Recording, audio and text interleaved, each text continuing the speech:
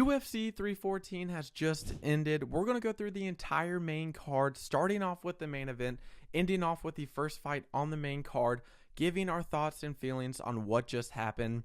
And this pay-per-view card delivered. This was amazing. This is how every pay-per-view card should be. This is how you should feel the morning after. This card was great. It delivered. Still, I'm in shock on what just happened. Volkanovski beating the odds. Paddy Pimblett destroying Michael Chandler. John Silva submitting Bryce Mitchell. This card was amazing, and we're going to talk about it. Starting off with the main event, Volkanovski beating the odds. He was not supposed to beat Diego Lopez. He wasn't supposed to. He came into this fight on back-to-back knockout losses. The odds were stacked up against him. No fighter ever in UFC history at 35 years of age and older and the lightweight division down has ever won the belt. Never done it, and Volkanovski proved everyone wrong. I'm not taking anything away from Diego Lopez. He fought a good fight. He tried his hardest. He kept marching forward. And the simple fact of this fight is Volkanovski just looked like the vintage version of himself. He looked OG. He just beat Diego Lopez with his footwork and with range. Simple as that. There were a couple times now where Volkanovski was in danger. He got dropped in the second round. There was a couple times where they're in a brawl, and Diego Lopez is landing big shots. I'm talking about uppercuts, elbows, overhand rights, and Volkanovski is somehow still standing. He literally showed and proved to everyone that age does not matter when you are that good of a striker, when you have that much experience, when your IQ is that high, because you can literally thin out the herd. You can wait out the young buck. You can outbeat him and just technically outsmart him. That's what happened. Volkanovski played the game with range. He played with Lopez with footwork and confusing Lopez. He kind of did what he did against Max Holloway in the third fight, where Volkanovski would play at range, throwing the jab, inside calf kick, and then blitzing in, trying to start a brawl, and then getting out, and then going right back in to get Diego Lopez on his back foot, trying to get him confused, trying to get him to, throw shit so Volkanovski can catch him. And that's exactly what happened. I'm not taking anything away from Diego Lopez. He looked good. And he landed some bombs against Volkanovski, but the problem was Diego Lopez just couldn't figure out Volkanovski. He couldn't put his foot on the gas and get Volkanovski hurt because Volkanovski is landing constant leg kicks, constantly moving, landing the jab. In the fourth and fifth round, Volkanovski was landing this stiff jab, just throwing it straight out there. Diego Lopez wasn't moving his head at all, just eating the shots and marching forward. I can see Diego Lopez being a champion in the future. I can. There's a couple things he needs to tweak in his striking. Maybe be a little bit more fluid when he is marching forward, not just brawl and come straight forward, but, have some feints, have some slips, and he'll look a lot better. But this was Volkanovski's game. He just completely outclassed Diego Lopez. Again, this was a great fight. Volkanovski just looked like his OG self. He just outbeat Diego Lopez. I would love to see Volkanovski versus Movsar Evloev. I think that would be a great fight.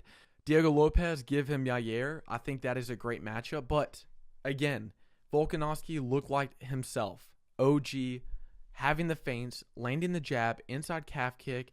And he wasn't scared of the power of Diego Lopez, which was insane to me. Having back-to-back knockout losses, you didn't see Volkanovski running around. You didn't see him just trying to land one shot and then that was it. No, Volkanovski in the first 4 rounds was stepping into war, trying to knock out Diego Lopez, and he couldn't.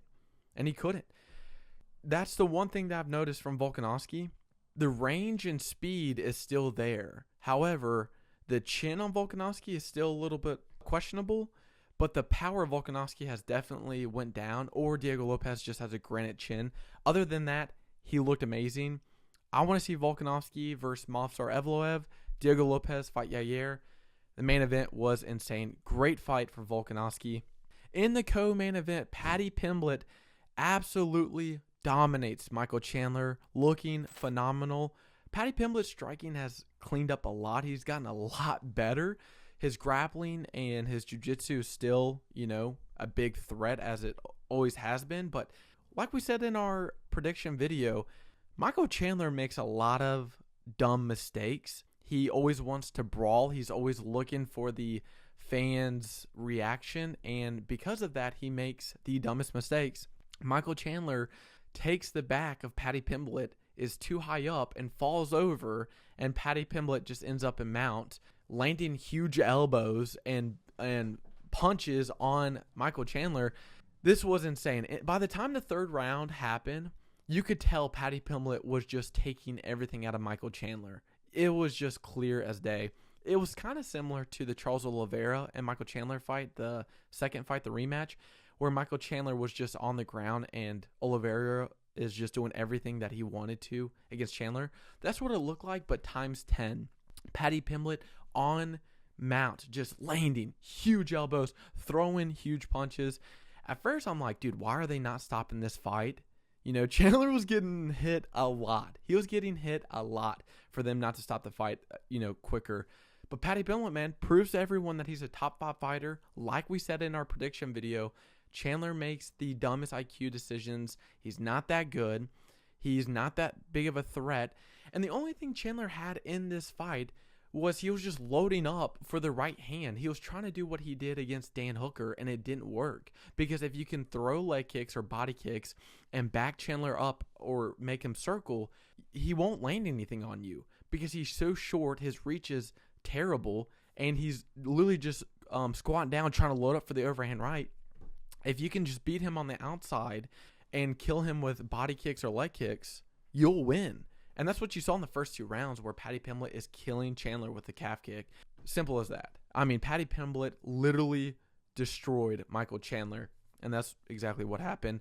Yair Rodriguez and Patricio Pitbull, this fight, pretty much exactly what I thought.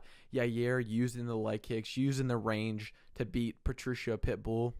Patricio Pitbull, if this was 5 years ago, you would probably give it to Patricio Pitbull. You would probably give him the edge. But, man, he's old. He's like 37, 38 years old. He's not what he once was. And also the caliber fighter that Yair is, he's this linky Muay Thai guy, right? Has insane kicks. He's very long range. Patricio Pitbull is this inside calf kicker 1-2 fighter. He's not someone that's like a big threat on the feet against someone like Yair who can use the range, who's throwing elbows, who's throwing flying knees. That's exactly how this fight went. Yair using the leg kicks and range to beat Patricio Pitbull. I would like to see Yair versus Diego Lopez next. That's the fight you give. Yair and Diego have some beef. That's who I want to see, fight. I think that's a very interesting fight. I think Diego Lopez, if he gets his striking up a little bit, he could beat Yair. But that ground game would be very interesting. John Silva versus Bryce Mitchell. Oh my God. Everybody was worried about John Silva's grappling. Everybody was worried about the takedown. Oh my God. Charles Jourdain took down John Silva. Oh my gosh. Bryce Mitchell took down Ilia Topuria. If Bryce Mitchell gets a hold of John Silva, he's going to get taken down. He's going to lose. And that's not what happened. John Silva submitted Bryce Mitchell in the second round with a ninja choke. This fight was insane because the entire time you're thinking, if Bryce Mitchell gets a hold of John Silva, maybe he takes him down. And John Silva was smooth and collective. He was playing slow. John Silva, he fights so slow and methodical, like he's just waiting for things to happen and then he reacts to it. He's a counter fighter in a way, but he also explodes on people when they're in the clinch or when he's backing someone up, throwing, spinning back kicks, flying knees, Superman punches, spinning back elbows. John Silva literally toyed with Bryce Mitchell in that second round. Bryce Mitchell goes for a single leg. John Silva catches him. It's almost like a guillotine choke, but it's a ninja choke because you don't have the arm. It's just the head. And Bryce Mitchell falls to the ground. John Silva's on top and submits him. Bryce Mitchell is unconscious with his eyes open. Insane fight. But yeah, the entire fight, Bryce Mitchell just couldn't do anything. I hate to say this, but Bryce Mitchell needs to go to a better fight camp if he wants to be better as a fighter. It does feel like he's limited somewhat on his skills because he is fighting out of wherever, Kansas City, Missouri, wherever he's at. It doesn't feel like he's at a real gym learning a whole bunch of skills. It does feel like he's limited. His striking, he's just throwing leg kicks. You can't beat John Silva, who has this knockout power, with just leg kicks. You got to be able to throw something back. You got to put John Silva on his back foot, and Bryce Mitchell just couldn't do that. John Silva was literally marching down Bryce Mitchell multiple times, defending the takedown, looking really good, and then exploding, landing big bombs on Bryce Mitchell. In the second round, John Silva, there was a couple times where I thought he was going to knock out Bryce Mitchell. Bryce Mitchell would shoot in for like a single or a double leg, and John Silva is just throwing like uppercuts, side of the head shots on Bryce Mitchell, and you're just like, oh my God, he's going to get knocked out. It kind of felt like it was going to be like the Jailton Almeida and Curtis Blaydes fight, where Jailton Almeida shoots on Curtis Blaydes, and Curtis Blaydes is like hitting him on the side of the head. That's what I thought it was going to happen. John Silva literally just submitted Bryce Mitchell and looked phenomenal doing it. I think for John Silva, you give him a top 8 fighter in the featherweight division. Maybe someone like Arnold Allen or Calvin Kattar. Aljamain Sterling versus John Silva would be very interesting. I like that fight a lot. People are saying, like, I'll give him Dan Ige or, like, someone around, 10 to 15. No. I want to see John Silva do some Ilia Topuria things. After you give him the ranked 10 fighter, give him someone close to the top 8, and if he wins or beats him, dominantly, then give him a championship fight. It's okay. John Silva's undefeated, looking phenomenal, just finishing guys one after another. Give John Silva Calvin Kattar, Aljamain Sterling, Arnold Allen, one of those guys. Shoot, even Movsar Evloev versus John Silva. I know they wouldn't because Movsar Evloev is now next for the featherweight title against Volkanovski, but dude, that would be so much fun. John Silva proving everyone wrong and beating Bryce Mitchell. Phenomenal fight. Phenomenal fight. And now the first fight on the main card. This was surprising. I did not see this happening. Dominick Reyes knocking out Nikita Krylov. This looked identical to the Conor McGregor and Jose Aldo counter step back right hook to the dome, knocking out Nikita Krylov. Dominick Reyes looked phenomenal. I did not have him beating Nikita Krylov. I thought Nikita Krylov would kind of edge out this win, killing Dominick Reyes with the calf kicks, the body kicks, and kind of just, smothering Dominick Reyes. And that did not happen. Nikita Krylov literally burst forward, throwing like a 1-2-1-2 blitz, and Dominick Reyes literally stepping back, throwing the right hook on the chin, and he's out like that. I mean, it's phenomenal. Dominick Reyes is now on a 3-fight win streak, beating Dustin Jacoby, Anthony Smith, and now Nikita Krylov. 3 straight knockout finishes. This is a great win for Dominick Reyes. I'm actually really happy for him because, everybody knows he low-key beat John Jones, and him having those knockout losses to Jan Blachowicz, Jiří Procházka, and then Ryan Spann, it looked like it was over for Dominick Reyes. And now he's back in the win column. 3 straight knockout wins. This is phenomenal for Dominick Reyes.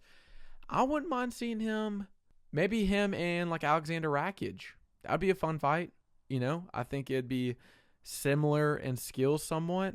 You could run back the Jiří Procházka fight, but I think Jiří is now probably going to fight Magomed Ankalaev. Who knows, though? That would be a very interesting fight. I think Alexander Rakic and Dominick Reyes, I think that's a fair fight. That's pretty close, I think, in style. This fight was insane. This fight card was amazing. My fight of the night, what I really liked, what I thought was the Paddy Pimblett and Michael Chandler. Just seeing the dominance of Paddy Pimblett and seeing Michael Chandler just smother away. I'm not a big Michael Chandler fan. I don't like him. Not only did he knock out my boy Dan Hooker, but he cheats, and I just don't think he's good, and I just can't stand the hype around someone who just feels overrated. That was my fight of the night. That was my favorite fight, was Paddy Pimblett just outworking Michael Chandler, and it was also like a love story. Paddy Pimblett proving to everyone he is a top 10 fighter. He's a Scouser. That was a great fight, but thank you so much for watching. Please give this video a like. Comment what you thought about UFC 314. Who was your fight of the night? Who did you really like to see? What do you think about Volkanovski? Is this just like a one-hit wonder, or is he back? Is this just, it for Michael Chandler? Is his career over? Is he going to retire now? Give me your thoughts and subscribe. We are so close to 1,000 subscribers, so please subscribe. Thank you so much for watching. I hope you enjoyed. See you in the next video.